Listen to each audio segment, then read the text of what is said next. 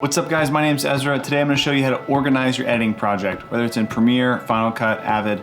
This is the system I use when I assist all over Los Angeles and when I edit for social media spots. This is the system that keeps me organized in my Finder level and also in my project so that anybody can open the project and know where everything is down the road. Here we go. At the top you have documents. That's going to be your scripts, boards, anything from pre-production that the editor might need or that you might want. After that is projects. I'm going to create a little thing called old projects, and we're also going to throw that in there. I only keep one project file in my projects folder at a time, so that if the drive gets handed off, I'm unavailable, you open up the projects folder and there's one project and there's a little green dot by it. It's labeled. It's like, this is it. This is the project. Footage, 0-2 footage. We're going to put camera raw in there and transcodes in there if you're keeping stuff together. You don't have to.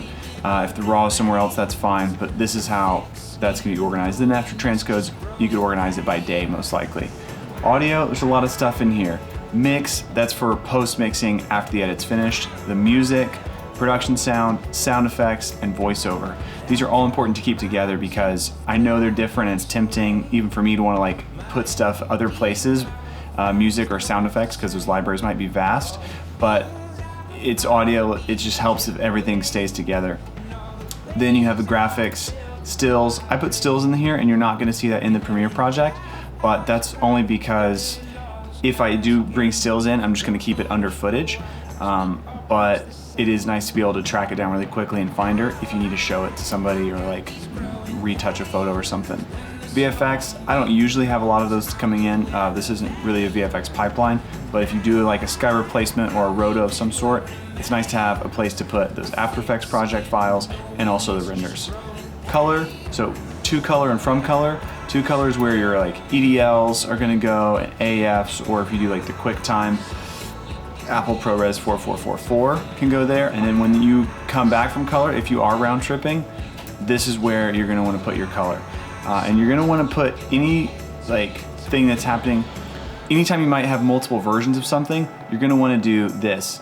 Create a folder titled year, month, date, not literally titled that, like actually add what it is, and put that in there. So for example, from color, if we did one for today from color, I would put today's date, and then in that I might even put version 1, because if I do a pickup shot, I'd wanna have version 2. And then if I do more color tomorrow, more pickup shots or whatever, I would duplicate that so that everything stays super organized. That's it for Finder. If you jump into Premiere, it's pretty much the same except for a couple of key differences. The cuts up at the top is different. Once again, just like with projects, I only have one cut at a time in the cuts folder. Other cuts are in the old cut section. The other thing that's interesting about this organization is string outs and selects. So let's say we had all this footage from day 1. I would just make one big timeline, one big string out. All the fat's in there, the slates, everything. Presuming the audio is already synced, of course. And I would just take that string out and I would put it in the string outs folder. I would then duplicate it and move it to selects and start to chop the fat out. Now, I would just chop the fat out if you're prepping it for somebody else. If you're gonna go ahead and cut the spot, then you can start to pull your own selects from that.